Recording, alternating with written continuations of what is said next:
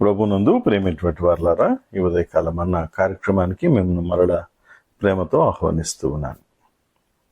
నేటి రోజున మనం ప్రారంభించుకున్నటువంటి నరకము అనేటటువంటి అంశాన్ని కొనసాగిస్తూ ఉన్నాం. నరకము నిజమైనది, ఎవరు వెళ్ళడానికి ఇష్టపడినటువంటి చోటుగా మనము కొన్ని విషయాలు నేర్చుకున్నాం. అయితే ఈ రోజున నరకము నిజమైనదైతే అందులో ఎవరుంటారు, ఎవరి కొరకు సృష్టించబడింది, ఇవన్నీ కూడా ఈ రోజున కొంత మనము లేఖనానుసారంగా ధ్యానించుకుందాం. యేసు ప్రభు స్పష్టంగా చెప్పినటువంటి మాట ఏమిటి అనంటే, మత్తయి సువార్త 25వ అధ్యాయం 41వ వచనములో సాతానుకును అతని దూతలకును సిద్ధపరిచినటువంటి చోటు అన్నమాట స్పష్టంగా తెలియచేశాడు. చదువుతున్నాను, గమనించండి. 25:41 వచనము. అపవాదికిని వాని దూతలకును సిద్ధపరచబడిన నిత్యాగ్నిలోనికి అనే మాట మనం చూస్తున్నప్పుడు, దాని కొరకు అది ఎవరి కొరకు ప్రత్యేకించబడినటువంటి చోటు అంటే సాతాను వాని దూతలకు. అయితే మనం ఎందుకు దాని గురించి నేర్చుకోవాలంటే, ఆల్రెడీ సిద్ధపరచబడినటువంటి వారు, అందులో వెళ్ళడానికి ఎవరినైతే దేవుడు నిర్దేశించాడో వారు కదా అనేటువంటి మాట మనం జ్ఞాపకం చేసుకోవచ్చు. దాని గురించి అంతగా మనం నేర్చుకోవాల్సినటువంటిది, లేకపోతే అంతగా మనము ఆలోచించవలసినటువంటి ఆవశ్యకత కూడా లేదు కదండి అని మాట్లాడుకోవచ్చు. అయితే ప్రభు ఆ మాట చెప్పిన తర్వాత కూడా తనకి ఉద్దేశం ఏంటి అంటే, లేఖనానుసారంగానే మనం జ్ఞాపకం చేసుకున్నప్పుడు, నిత్య శిక్షా స్థలంగా రూపుదిద్దుకున్నటువంటి ఈ నరకానికి వెళ్ళేటటువంటి వ్యక్తుల కాలాన్ని గురించి వ్రాస్తాడు. యేసు ప్రభు యొక్క రాకడలో శ్రమల కాలం అనేది ముగిసిన తర్వాత సాతాను, అంత్యక్రీస్తు, అబద్ధ ప్రవక్తతో పాటు నరకంలో విసిరి వేయబడతారని మనకు ప్రకటన గ్రంథం 20వ అధ్యాయము 10వ వచనంలో వ్రాయబడింది. అలాగే మనకు యూదా పత్రికలు నిన్నటి రోజున మనం చదువుకున్నాం. 6వ అధ్యాయంలో కూడా అక్కడ పడవేయబడేటటువంటి వ్యక్తులను గురించి ఒక మాట రాస్తాడు. స్పష్టంగా చెప్పబడినటువంటి ఆ మాట సారాంశం, ప్రభానత్వము నిలుపుకొనక తమ నివాస స్థలమును విడిచిన దేవదూతలను మహాదినం జరుగు తీర్పు వరకు కటిక చీకటిలో నిత్య పాశములతో ఆయన బంధించి భద్రము చేసెను. ఈ మాట వింటున్నప్పుడు స్పష్టంగా మనకు అర్థమయ్యేటటువంటిది ఏంటంటే, ఏర్పాటు చేయబడినటువంటి వారు ఉన్నారు. అయితే మరి మనకు దాని గురించి నేర్చుకోవాల్సినటువంటి ఆవశ్యకత లేదు కదండి అనే మాట మాట్లాడితే, లూకా సువార్త 16వ అధ్యాయంలో మనం ఖచ్చితంగా చదువుకోవాలి. 19 నుంచి 37 వచనం వరకు యేసు క్రీస్తు చెప్పినటువంటి ఈ యొక్క సంఘటనలో చనిపోయి నరకానికి వెళ్ళినటువంటి ఒక ధనవంతుని గురించి రాస్తున్నాడు.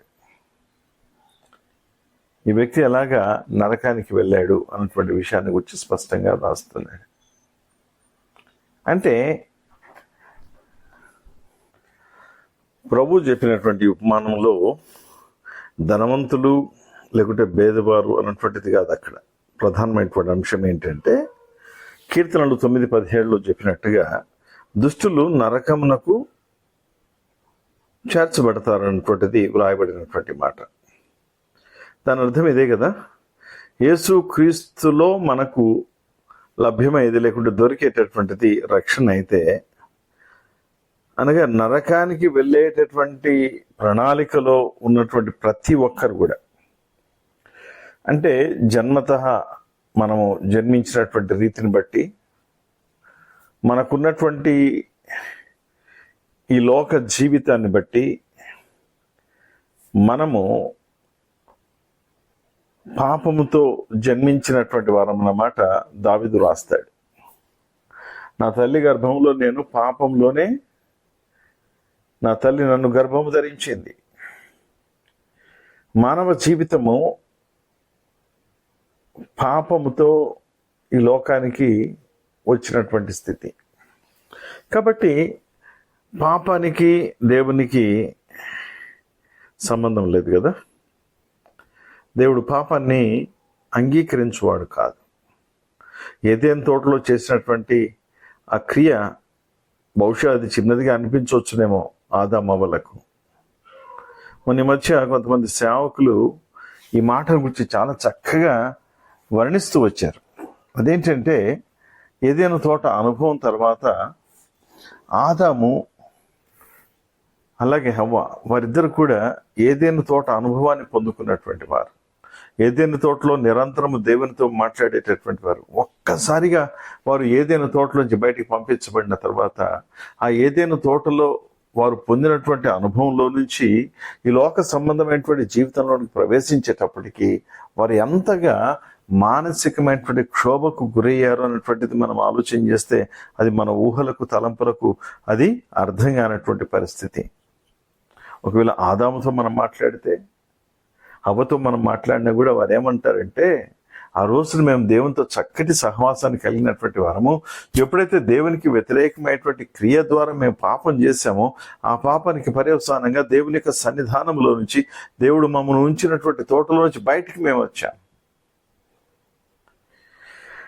ప్రభునందు ప్రియమైనటువంటి వాళ్ళ ఈ మాటలు వింటూ ఉన్నప్పుడు కలిగేటటువంటి అనుభూతి ఏంటి అని అంటే, ఖచ్చితంగా మనం ప్రతి ఒక్కరూ మన జీవితాలను గురించి పరిశీలన చేసుకోవాలి.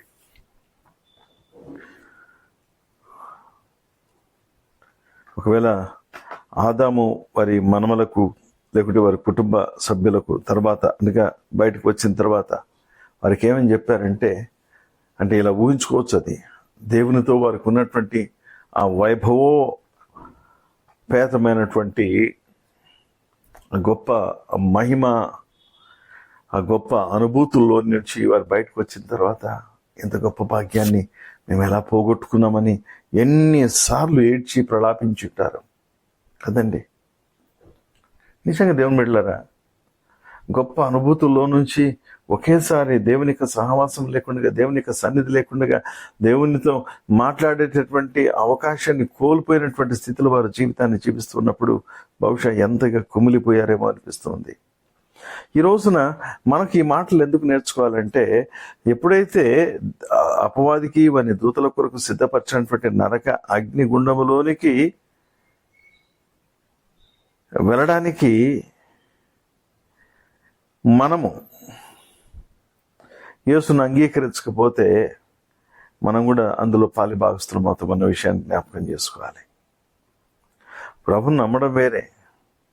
నేను ప్రభుని నమ్ముతానండి, ప్రభునందు నాకు విశ్వాసం ఉందండి, ప్రభు నాకు మేలు చేశాడండి, ప్రభు నాకు అది చేశాడండి, ఇది చేశాడండి, చాలా గొప్పగా మనం చెప్పుకుంటాం. కానీ వాస్తవానికి ఆయన నీ జీవితంలో,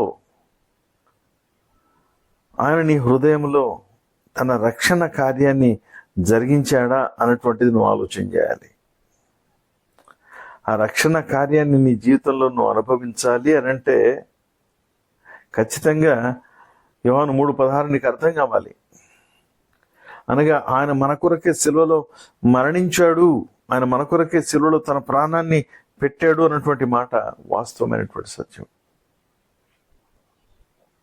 ప్రియ దేవుని బిడ్డలారా, ఈ రోజున ఈ మాటలు వింటూ ఉన్నప్పుడు దేవుని యొక్క వాక్యం మనకు బోధించేటటువంటి గొప్ప సత్యం ఏమిటి అనగా, మనము దేవుని కొరకై ఈ లోక జీవితాన్ని జీవించేటప్పుడు లోకాశల చేత ఏడవబడినటువంటి వారం, ఈ లోక సంబంధమైనటువంటి ఆశలు మన జీవితాలను ఏం చేస్తున్నాయంటే దేవుని నుంచి దూరం చేస్తున్నాయి. ఇంకొక మాటను ఇక్కడ జ్ఞాపకం చేసుకోవాలి. ఒకవేళ నువ్వు రక్షించబడినటువంటి వ్యక్తి అయితే కూడా ఇంకొక కోణంలో మనం ఆలోచన చేద్దాం. అవునండి, నేను రక్షించబడ్డాను, ప్రభు నా జీవితాన్ని మార్చివేశాడు, నా పాపాలు ప్రభు యొక్క పాదాల దగ్గర కన్నీటితో ఒప్పుకున్నాను, నేను పరిశుద్ధాత్మ దేవుడు నన్ను ప్రేరేపించగా నా జీవితాన్ని ప్రభునకు సమర్పించుకున్నటువంటి చెప్పేటటువంటి వారు ఎవరైతే ఉన్నారో అటు వారిని బట్టి దేవునికి వందనాలు చెల్లిస్తున్నాను. అయితే రక్షించబడటం మాత్రమే కాదు, కానీ రక్షించబడిన తర్వాత మన కుటుంబాల్లో, మన స్నేహితుల్లో, మన బంధువర్గంలో మనం ఉద్యోగం చేసేటటువంటి చోట ఒక్కసారి ఆ వ్యక్తుల జీవితాలను మనం చూస్తున్నప్పుడు వారు రక్షించబడినటువంటి వారైతే, వారు రక్షణ అనుభవం లేనటువంటి వారైతే ఏం చేస్తున్నామో తెలుసా? నరకాన్ని నింపేటటువంటి వ్యక్తులుగా మనం చేస్తూ ఉన్నాం. మనకున్నటువంటి అశ్రద్ధ, మనకున్నటువంటి బద్ధకం అనుకోవచ్చా, మనకున్నటువంటి ఈ ఈ ఈ అంటే దేవుని సేవ పట్ల ఆసక్తి లేకపోవడం, ఇవన్నీ కూడా బేరీజ్ వేసుకున్నప్పుడు ఖచ్చితంగా మన జీవితాలు దానికి కారణమవుతాయేమో ఆలోచన చేయండి. ఈరోజు క్రిస్టియన్ డేగా మనం యావత్ భారతదేశము ఆచరిస్తుంది క్రైస్తవ సమాజం. క్రిస్టియన్ డే అంటారు. అనగా తోమా మరణించినటువంటి రోజు ఇది. తోమాను చంపివేసినటువంటి రోజు. చరిత్రలో దాని విషయాలన్నీ మనకు వివరంగా తెలియవు. కానీ తోమా ఎందుకు వచ్చాడు భారతదేశానికి? తను జరిగించినటువంటి పరిచర్య కేవలం 20 సంవత్సరాలు అయినప్పటికీ కూడా ఈ 20 సంవత్సరాల పరిచర్యలో ఆయన చేసినటువంటి పరిచర్య ఎంత గొప్పదో ఆలోచన చేస్తున్నప్పుడు ఘనమైనటువంటి సేవ చేసుకుంటూ వచ్చాడు. ఈ రోజున నీవు నేను ఆ పరిచర్య ద్వారా ఈ రోజున మనం జ్ఞాపకం చేసుకోగలిగింది ఏంటంటే, ప్రభు యొక్క శిష్యుల్లో ఒకరు ఇక్కడికి వచ్చారని, భారతదేశంలో సేవ చేశారని, వారి యొక్క సేవ ఫలమే మన జీవితాల్లో మనం రక్షించబడటానికి కారకంగా మారిందంటే ఎంత గొప్ప ధన్యులంగా మనం ఉంటున్నామో తెలుసా? ఆ రోజు వారు త్యాగం చేయకపోయింటే ఈ రోజున మనం ఏం చేస్తున్నాం అనిపిస్తుంది. ఒక విశ్వాసిగా, ప్రభుని ఎరిగినటువంటి వారంగా, ప్రభువును హృదయంలో రక్షకునిగా అంగీకరించినటువంటి వారంగా మనం ఏం చేస్తున్నాం ప్రశ్నించుకుంటే ఖచ్చితంగా మనం చేసేటటువంటి పని ఏంటో తెలుసా? నాకెందుకులే, ఎవరో సేవకులు ఉన్నారు కదా, ఏదో కొంత డబ్బు వారికి పడేస్తే వాళ్ళు సేవ చేసుకుంటూ వెళ్ళిపోతారు, ఆ కష్టాలు నాకెందుకండి అనే తత్వంలో మనం ఉంటున్నాం. కానీ ప్రతి విశ్వాస యొక్క బాధ్యత ఏంటి అంటే, నరకానికి వెళ్ళేటటువంటి వారిని వెళ్లకుండా ప్రభు వైపు తిప్పడం మన బాధ్యత తెలుసుకోవాలి. ఆ నరకంలో పడవేయబడటానికి సిద్ధపరచబడినటువంటి వ్యక్తులు కొందరు ఉన్నారు.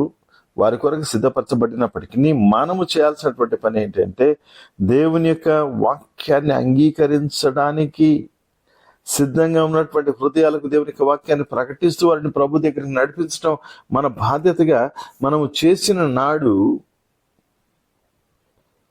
మనము దేవుని చేత బలా నమ్మకమైనటువంటి మంచి దాసుడు అనిపించుకుంటాం. లేకపోతే నరకాన్ని నింపేటటువంటి వ్యక్తుల్లో మనం ఒకరం అవుతామేమో. జాగ్రత్త. ప్రభు మనకు అవకాశం ఇచ్చాడు. సజీవులో ఉన్నటువంటి కాలంలోనే ప్రభును ప్రకటిస్తూ ప్రభు కొరకు సాక్షిగా జీవించమని. ఆ కోవలో జీవిద్దాం, ప్రభుకు నిజ సాక్షులుగా కొనసాగుదాం. అందరికి కూడా ఈ యొక్క క్రిస్టియన్ డే శుభములు తెలియచేస్తున్నాను. ప్రభు కొరకు జీవించండి, ప్రభు కొరకు ఫలించండి, ప్రభును అనేకులకు తెలియపరచండి. రేపటి రోజున మరికొన్ని విషయాలు నరకాన్ని గురించి మనం తెలుసుకుందాం. అంతవరకు ప్రభు యొక్క కృప మనకు తోడుగా ఉండి మనల్ని నడిపించును గాక. తండ్రి, కుమార, పరిశుద్ధాత్మ త్రియేక దేవుని దీవెన, సన్నిధి, సమాధానం నిరంతరం మనకును మన కుటుంబములకు తోడుగా ఉండి నడిపించును గాక. ఆమేన్. అందరికి వందనాలండి. ఈ దినాన మనం విన్నటువంటి వాక్యము మన జీవితాల్లో ఒక ప్రశ్నగా ఉండాలని నేను ఆశపడుతూ ఉన్నాను. ఈ ఇండియన్ క్రిస్టియన్ డే రోజున ఒక విషయాన్ని ఆలోచన చేద్దాం.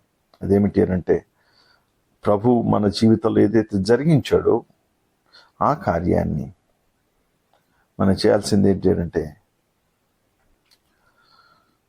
అనేకులను ప్రభు దగ్గరికి నడిపించడం. ఒకవేళ ఆ పని నిర్వహించలేకపోతే ఒకసారి మన జీవితాలను పరిశీలన చేసుకుందాం.